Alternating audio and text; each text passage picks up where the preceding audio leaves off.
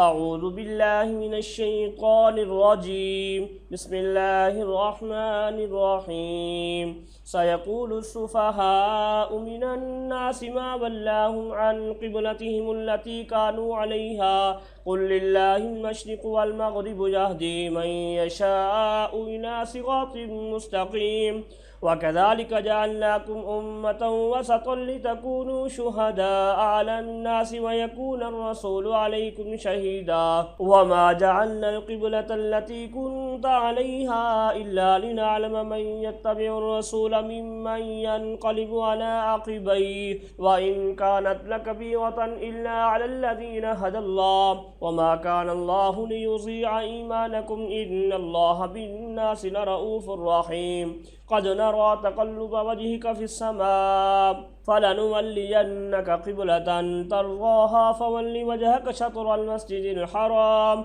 وحيث ما كنتم فولوا وجوهكم شطرا وإن الذين أوتوا الكتاب ليعلمون أنه الحق من ربهم وما الله بغافل عما يعملون ولئن أتيت الذين أوتوا الكتاب بكل آية ما تبعوا قبلتك وما أنت بتابع قبلتهم وما بعضهم بتابع قبلة بعض ولئن اتبعت أهواءهم من بعد ما جاءك من العلم إنك إذا لمن الظالمين الذين آتيناهم الكتاب يعرفونه كما يعرفون أبناءهم وإن فريقا منهم ليكتمون الحق وهم يعلمون الحق من ربك فلا تكونن من الممترين ولكل وجهة هو موليها فاستبقوا الخيرات أينما تكونوا يأتي بكم الله جميعا إن الله على كل شيء قدير ومن حيث خرجت فول وجهك شطر المسجد الحرام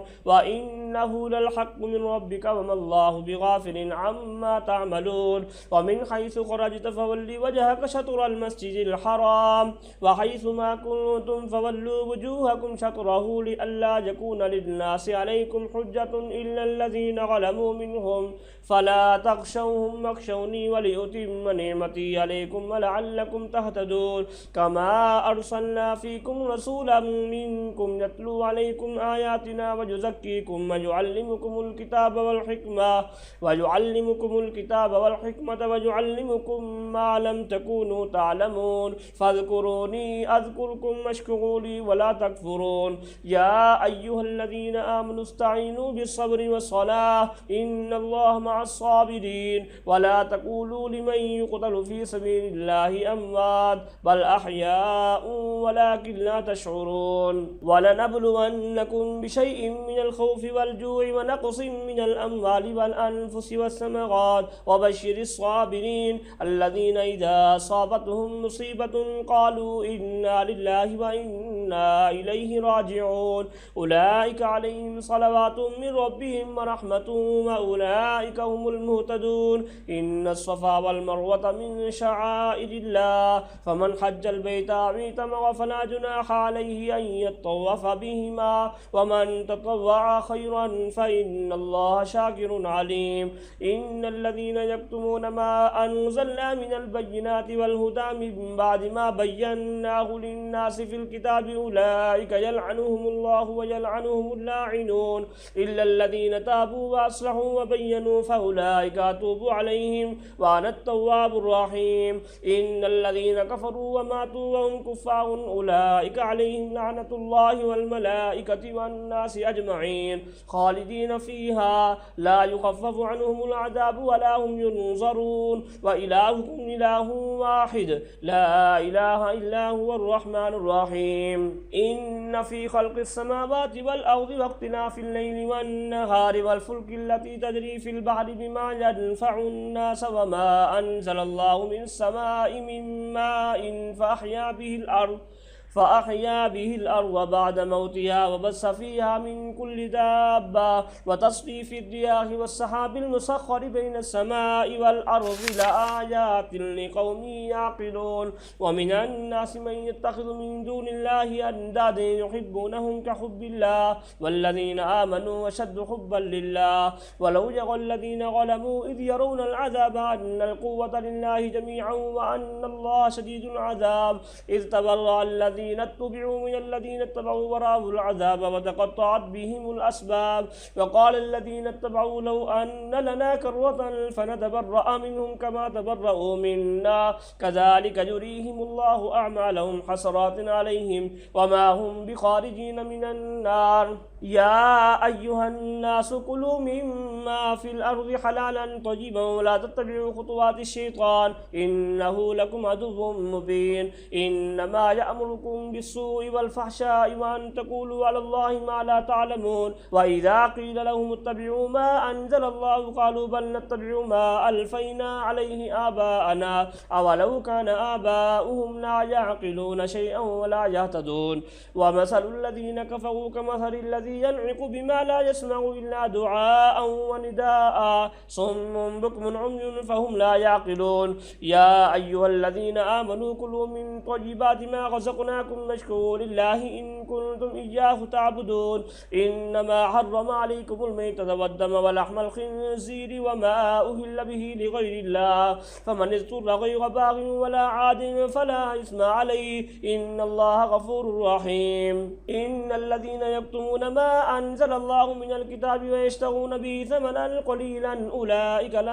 أولئك ما يأكلون في بطونهم إلا النار ولا يكلمهم الله يوم القيامة ولا يزكيهم ولهم عذاب أليم. أولئك الذين اشتروا الضلالة بالهدى والعذاب بالمغفرة فما أصبرهم على النار ذلك بأن الله نزل الكتاب بالحق وإن الذين اختلفوا في الكتاب لفي شقاق بعيد. ليس البر أن تولوا وجوهكم قبل المشرق والمغرب ولكن البر من آمن بالله واليوم الآخر والملائكة والكتاب والنبيين وآتى المال على حبه ذوي القربى واليتامى والمساكين وابن السبيل والسائلين وفي الرقاب وأقام الصلاة وآتى الزكاة والموفون بعهدهم إذا عاهدوا والصابرين في البأساء والضراء وحين البأس أولئك الذين صدقوا وأولئك هم المتقون. يا أيها الذين آمنوا كتب عليكم القصاص في القتلى الحر بالحر والعبد بالعبد والأنثى بالأنثى فمن عفي له من أخيه شيء فاتباع بالمعروف وأداء إليه بإحسان ذلك تخفيف من ربكم ورحمة فمن اعتدى بعد ذلك فله عذاب أليم. ولكم في القصاص حياة يا أولي الألباب لعلكم تتقون. كتب عليكم إذا حضر أحدكم الموت إن ترك خيرا الوصية للوالدين والأقربين بالمعروف حقا على المتقين فمن بدله بعد ما سمعه فإنما إثمه على الذين يبدلونه إن الله سميع عليم. فمن خاف من موص جنفا أو إثما فأصلح بينهم فلا إثم عليه إن الله غفور رحيم.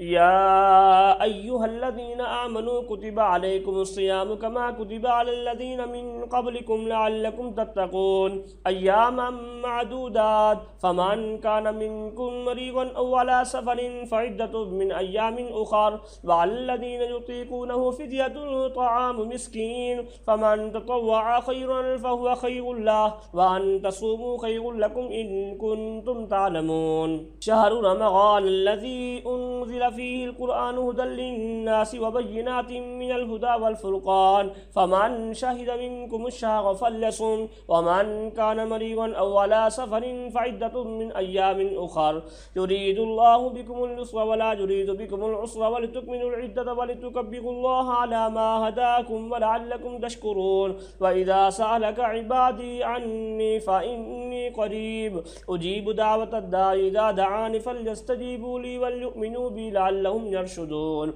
أحل لكم ليلة الصيام الرفث إلى نسائكم هن لباس لكم وأنتم لباس لهن علم الله أنكم كنتم تختانون أنفسكم فتاب عليكم وعفى عنكم فالآن باشروهن وابتغوا ما كتب الله لكم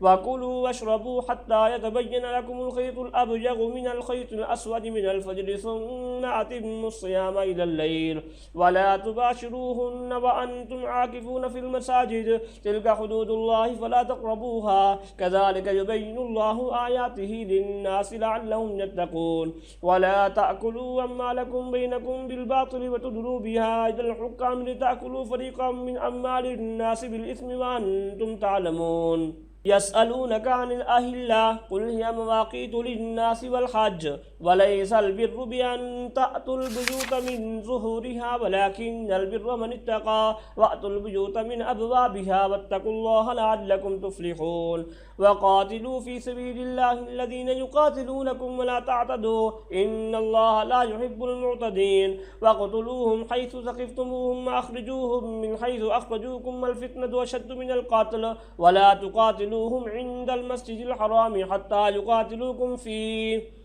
فإن قاتلوكم فاقتلوهم كذلك جزاء الكافرين فإن انتهوا فإن الله غفور رحيم وقاتلوهم حتى لا تكون فتنة ويكون الدين لله فإن انتهوا فلا عدوان إلا على الظالمين الشهر الحرام بالشهر الحرام والحرمات قصاص فمن اعتدى عليكم فاعتدوا عليه بمثل ما اعتدى عليكم واتقوا الله واعلموا أن الله مع المتقين وأنفقوا في سبيل الله ولا تلقوا بأيديكم إلى التهلكة وأحسنوا إن الله يحب المحسنين وأتموا الحج والعمرة لله فإن أحسنتم فما استيسر من الهدي ولا تحلقوا رؤوسكم حتى يبلغ الهدي محله فمن كان منكم مريضا أو به أذى من رأسه ففدية من صيام أو صدقة أو نسك فإذا أمنتم فمن تمتع بالعمرة إلى الحج فما استيسر من الهدي فمن لم يجد فصيام 3 أيام في الحج و7 إذا رجعتم تلك 10 كاملة ذلك لمن لم يكن أهله حاضر المسجد الحرام واتقوا الله واعلموا أن الله شديد العقاب الحج أشهر معلومات فمن فرض فيهن الحج فلا رفث ولا فسوق ولا جدال في الحج وما تفعلوا من خير يعلمه الله وتزودوا فإن خير الزاد التقوى واتقون يا أولي الألباب ليس عليكم جناح أن تبتغوا فضلا من ربكم فإذا أفضتم من عرفات فاذكروا الله عند المشعر الحرام واذكروه كما هداكم وإن كنتم من قبله لمن الضالين ثم أفيضوا من حيث أفاض الناس واستغفروا الله إن الله غفور رحيم فإذا قضيتم مناسككم فاذكروا الله كذكركم آباءكم أو شد ذكرا فمن الناس من يقول ربنا آتنا في الدنيا وما له في الآخرة من خلاق ومنهم من يقول ربنا آتنا في الدنيا حسنة وفي الآخرة حسنة وقنا عذاب النار أولئك لهم نصيب مما كسبوا والله سريع الحساب واذكروا الله في أيام معدودات فمن تعجل في يومين فلا إثم عليه ومن تأخر فلا إثم عليه لمن اتقى واتقوا الله واعلموا أنكم إليه تحشرون ومن الناس من يعجبك قوله في الحياة الدنيا ويشهد الله على ما في قلبه وهو ألد الخصام وإذا تولى سعى في الأرض ليفسد فيها ويهلك الحرث والنسل والله لا يحب الفساد وإذا قيل له اتق الله أخذته العزة بالإثم فحسبه جهنم ولبئس المهاد ومن الناس من يشري نفسه ابتغاء مرضات الله والله رؤوف بالعباد يا أيها الذين آمنوا ادخلوا في السلم كافة ولا تتبعوا خطوات الشيطان إنه لكم عدو مبين فإن زللتم من بعد ما جاءتكم البينات فاعلموا أن الله عزيز حكيم هل ينظرون إلا أن يأتيهم الله في غلل من الغمام والملائكة وقضي الأمر وإلى الله ترجع الأمور سل بني إسرائيل كم آتيناهم من آية بينة ومن يبدل نعمة الله من بعد ما جاءته فإن الله شديد العقاب زين للذين كفروا الحياة الدنيا ويسخرون من الذين آمنوا والذين اتقوا فوقهم يوم القيامة والله يرزق من يشاء بغير حساب كان الناس أمة واحدة فبعث الله النبيين مبشرين ومنذرين وأنزل معهم الكتاب بالحق ليحكم بين الناس فيما اختلفوا فيه وما اختلف فيه إلا الذين أوتوه من بعد ما جاءتهم البينات بغيا بينهم فهدى الله الذين آمنوا لما اختلفوا فيه من الحق بإذنه والله يهدي من يشاء إلى صراط مستقيم أم حسبتم أن تدخلوا الجنة ولما يأتكم مثل الذين خلوا من قبلكم مستهم البأساء والضراء وزلزلوا حتى يقول الرسول والذين آمنوا معه متى نصر الله ألا إن نصر الله قريب يسألونك ماذا ينفقون قل ما أنفقتم من خير فللوالدين والأقربين واليتامى والمساكين وابن السبيل وما تفعلوا من خير فإن الله به عليم كتب عليكم القتال وهو كره لكم وعسى أن تكرهوا شيئا وهو خير لكم وعسى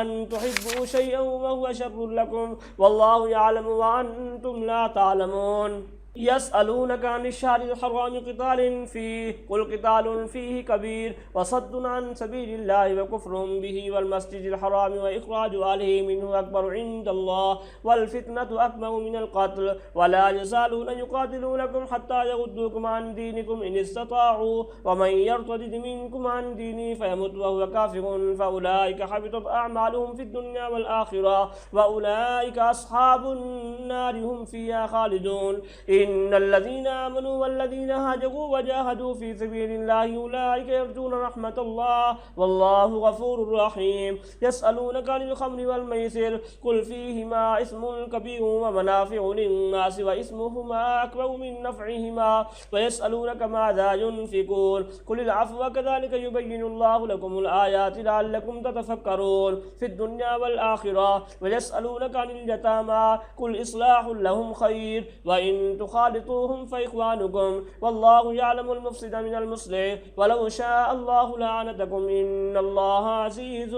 حكيم ولا تنكحوا المشركات حتى يؤمن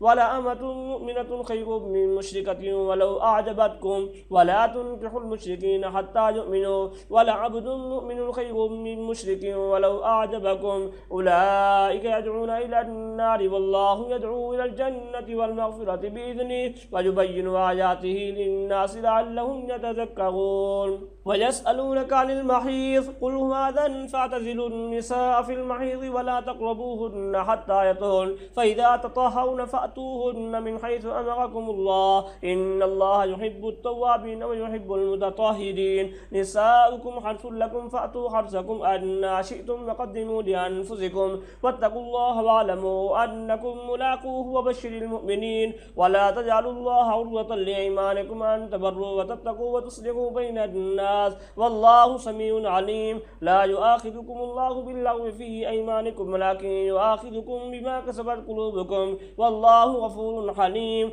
للذين يؤلون من نسائهم تربص 4 أشهر فإن فاءوا فإن الله غفور رحيم وإن عزموا الطلاق فإن الله سميع عليم والمطلقات يتربصن بأنفسهن 3 قروء ولا يحل لهن أن يكتمن ما خلق الله في أرحامهن إن كن يؤمن بالله واليوم الآخر وبعولتهن أحق بردهن في ذلك إن أرادوا إصلاحا ولهن مثل الذي عليهن بالمعروف وللرجال عليهن درجة والله عزيز حكيم الطلاق 2 فإمساكم بمعروف أو تصريح بإحسان ولا يحل لكم أن تأخذوا مما آتيتموهن شيئا إلا أن يخافا ألا يقيما حدود الله فإن خفتم ألا يقيما حدود الله فلا جناح عليهما فيما افتدت به تلك حدود الله فلا تعتدوها ومن يتعد حدود الله فأولئك هم الظالمون فإن طلقها فلا تحل له من بعد حتى تنكح زوجا غيره فإن طلقها فلا جناح عليهما أن يتراجعا إن ظنا أن يقيما حدود الله وتلك حدود الله يبينها لقوم يعلمون وإذا طلقتم النساء فبلغن بلغن أجلهن فأمسكوهن بمعروف أو سرحوهن بمعروف ولا تمسكوهن ضرارا لتعتدوا ومن يفعل ذلك فقد ظلم نفسه ولا تتخذوا آيات الله هزوا واذكروا نعمة الله عليكم وما أنزل عليكم من الكتاب والحكمة يعظكم به واتقوا الله واعلموا أن الله بكل شيء عليم. وإذا طلقتم النساء فبلغن أجلهن فلا تعضلوهن أن ينكحن أزواجهن إذا تراضوا بينهم بالمعروف ذلك يوعظ به من كان منكم يؤمن بالله واليوم الآخر ذلكم أزكى لكم ما طهر والله يعلم وأنتم لا تعلمون. والوالدات يرضعن أولادهن حولين كاملين لمن أراد أن يتم الرضاعة وعلى المولود له رزقهن وكسوتهن بالمعروف لا تكلف نفس إلا وسعها لا تضار والدة بولدها ولا مولود له بولده وعلى الوارث مثل ذلك فإن أرادا فصالا عن تراض منهما بتشاور فلا جناح عليهما وإن أردتم أن تسترضعوا أولادكم فلا جناح عليكم إذا سلمتم ما آتيتم بالمعروف واتقوا الله واعلموا أن الله بما تعملون بصير. والذين يتوفون منكم ويذرون أزواجا يتربصن بأنفسهن 4 أشهر وعشرا فإذا بلغن أجلهن فلا جناح عليكم فيما فعلن في أنفسهن بالمعروف والله بما تعملون خبير. ولا جناح عليكم فيما عرضتم به من خطبة النساء أو أكننتم في أنفسكم علم الله أنكم ستذكرونهن ولكن لا تواعدوهن سرا إلا أن تقولوا قولا معروفا ولا تعزموا عقدة النكاح حتى يبلغ الكتاب أجله واعلموا أن الله يعلم ما في أنفسكم فاحذروه واعلموا أن الله غفور حليم. لا جناح عليكم إن طلقتم النساء ما لم تمسوهن أو تفرضوا لهن فريضة ومتعوهن على الموسع قدره وعلى المقتر قدره متاعا بالمعروف حقا على المحسنين. وإن طلقتموهن من قبل أن تمسوهن وقد فرضتم لهن فريضة فنصف ما فرضتم إلا أن يعفون أو يعفو الذي بيده عقدة النكاح وأن تعفوا أقرب للتقوى ولا تنسبوا الفضل بينكم إن الله بما تعملون بصير. حافظوا على الصلوات والصلاة الوسطى وقوموا لله قانتين. فإن خفتم فرجالا أو ركبانا فإذا أمنتم فاذكروا الله كما علمكم ما لم تكونوا تعلمون. والذين يتوفون منكم يذرون أزواجا وصية لأزواجهم متاعا إلى الحول غير إخراج فإن خرجن فلا جناح عليكم فيما فعلن في أنفسهن من معروف والله عزيز حكيم. وللمطلقات متاع بالمعروف حقا على المتقين كذلك يبين الله لكم آياته لعلكم تعقلون. ألم تر إلى الذين خرجوا من ديارهم وهم ألوف حذر الموت فقال لهم الله موتوا ثم أحياهم إن الله لذو فضل على الناس ولكن أكثر الناس لا يشكرون. وقاتلوا في سبيل الله واعلموا أن الله سميع عليم. من ذا الذي يقرض الله قرضا حسنا فيضاعفه له أضعافا كثيرا والله يقبض ويبسط وإليه ترجعون. ألم تر إلى الملأ من بني إسرائيل من بعد موسى إذ قالوا لنبي لهم ابعث لنا ملكا نقاتل في سبيل الله قال هل عسيتم إن كتب عليكم القتال ألا تقاتلوا قالوا وما لنا ألا نقاتل في سبيل الله وقد أخرجنا من ديارنا وأبنائنا فلما كتب عليهم القتال تولوا إلا قليلا منهم والله عليم بالظالمين. وقال لهم نبيهم إن الله قد بعث لكم طالوت ملكا قالوا أنى يكون له الملك علينا ونحن أحق بالملك منه ولم يؤت ساعة من المال قال إن الله اصطفاه عليكم وزاده بسطة في العلم والجسم والله يؤتي ملكه من يشاء والله واسع عليم. وقال لهم نبيهم إن آية ملكه أن يأتيكم التابوت فيه سكينة من ربكم وبقية مما ترك آل موسى وآل هارون تحمله الملائكة إن في ذلك لآية لكم إن كنتم مؤمنين. فلما فصل طالوت بالجنود قال إن الله مبتليكم بنهر فمن شرب منه فليس مني ومن لم يطعمه فإنه مني إلا من اغترف غرفة بيده